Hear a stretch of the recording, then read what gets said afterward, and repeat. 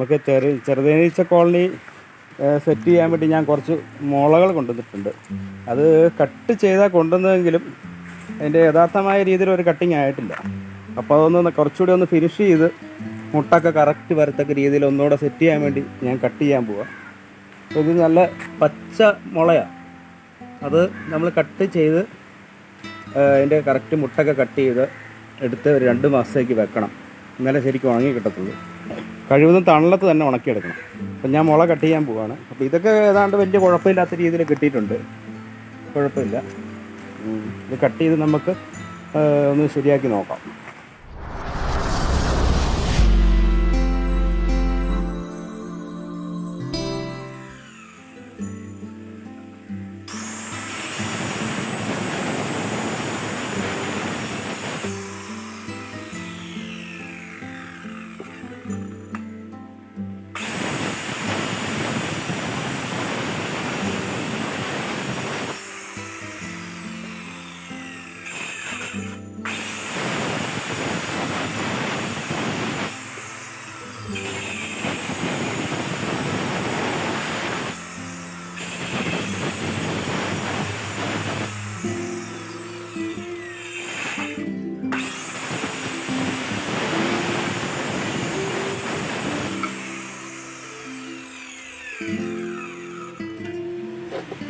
നല്ല ഫിനിഷ് ചെയ്ത് ഇങ്ങനെ കട്ട് ചെയ്തെടുക്കണം.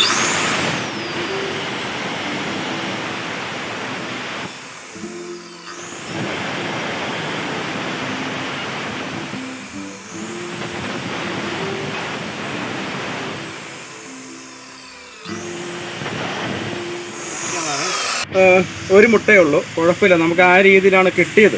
അപ്പോൾ ഇത് നമുക്ക് പിന്നീട് ഉണങ്ങിയതിന് ശേഷം ഏതെങ്കിലും വെച്ചിട്ട് അടച്ചാൽ മതി. ഒരു പല കഷ്ണം എന്തെങ്കിലും വെച്ചിട്ട് അടച്ചാൽ മതി ഈ ഭാഗം. പിന്നെ ഇത് നമ്മൾ പൊളക്കുന്നത്, വെട്ടി ഇങ്ങനെ നടുകെ പൊളക്കുന്നത് ശരിക്കും ഉണങ്ങിയതിന് ശേഷമാവണം. ഇല്ലെങ്കിൽ ഇപ്പോഴേ നമ്മളിത് പൊളന്ന് കഴിഞ്ഞാൽ അത് പിന്നീട് ചുരുങ്ങിപ്പോകും. നമുക്ക് കറക്റ്റ് ചേർത്ത് വെക്കുമ്പോൾ ആ ആകൃതി കിട്ടത്തില്ല. ഇത് ഒരു മുട്ടയേ ഉള്ളൂ. നമുക്ക് 2 മുട്ടൻ്റെ വേറെ ഉണ്ട്. അത് നമുക്ക് കട്ട് ചെയ്യാം.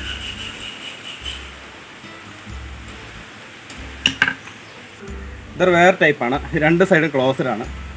കുഴപ്പമില്ല. ഇതിങ്ങനെ നമുക്ക് കിട്ടിയെന്നേ ഉള്ളൂ. ശരിക്കും 2 മുട്ട ഉള്ളതാണ് നല്ലത്. 2 മുട്ട ഉണ്ടെങ്കിൽ ഈ പറഞ്ഞ പോലെ കാണിച്ചു തരാം. ഇതൊക്കെ 2 മുട്ട ഉള്ളതാണ്. ഇത് ഇപ്പോൾ 2 ചേമ്പറായിട്ട് നമുക്ക് ഉപയോഗിക്കാം. ഇടയ്ക്ക് ഇതിൻ്റെ അകത്തൊരു ചെറിയ ഹോൾട്ട് കൊടുത്താൽ മതി. പിന്നീട് ഇത് നമുക്ക് ഫിനിഷ് ചെയ്യാം കട്ട് ചെയ്ത്.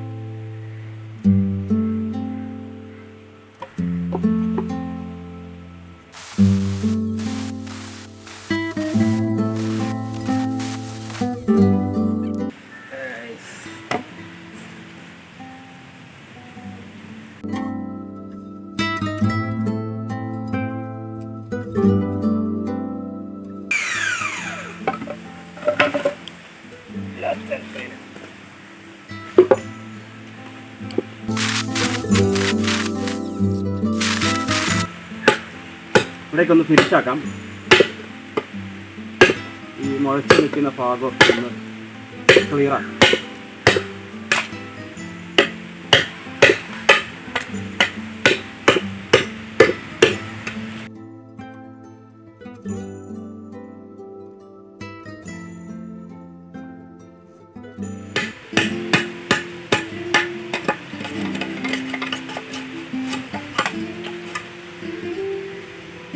അല്പം പൊളിഞ്ഞിട്ടുണ്ട്, കുഴപ്പമില്ല.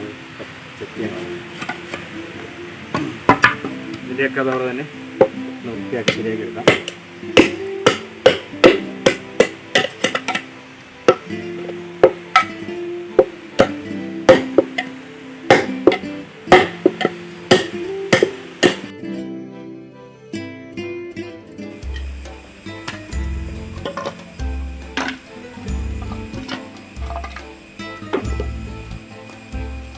2 മുട്ടുള്ള ഒരു മുളയാണ് സെറ്റ് ചെയ്തേക്കുന്നത്.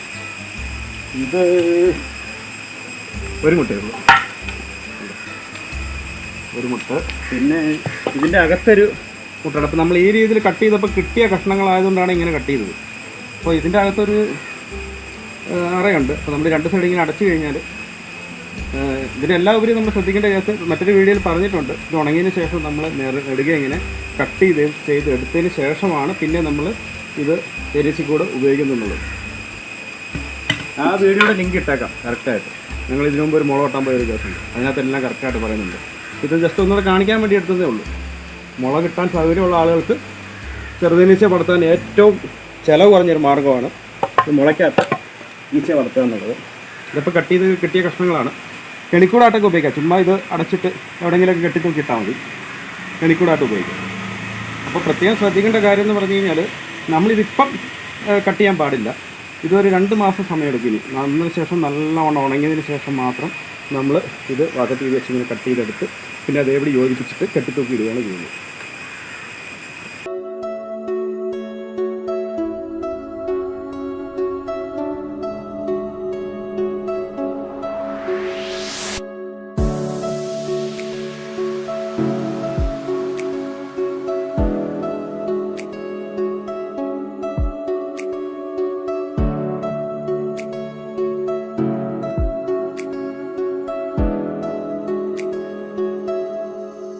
അപ്പോൾ ഇത് കണ്ടോ, മുള ഉണങ്ങിയതിന് ശേഷമുള്ള മുളയുടെ ഒരു അവസ്ഥയാണ് ഈ കാണുന്നത്.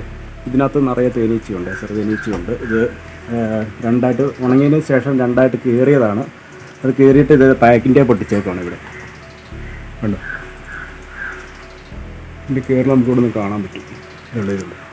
ഇങ്ങനെ കട്ട് ചെയ്ത് ഉണങ്ങിയതിന് ശേഷം മാത്രമേ നമുക്കിങ്ങനെ പുലർത്താൻ പാടുള്ളൂ, അല്ലെങ്കിൽ കീറാൻ പാടുള്ളൂ. ശേഷം ചേർത്ത് വെച്ച് കഴിഞ്ഞാൽ നമുക്ക് പിന്നീട് തേനെടുക്കാനും കോളനി വിഭജനത്തിനൊക്കെ ഭയങ്കര എളുപ്പമായിരിക്കും. ഇതിനകത്ത് നിറയെ ഈച്ചയുണ്ട്.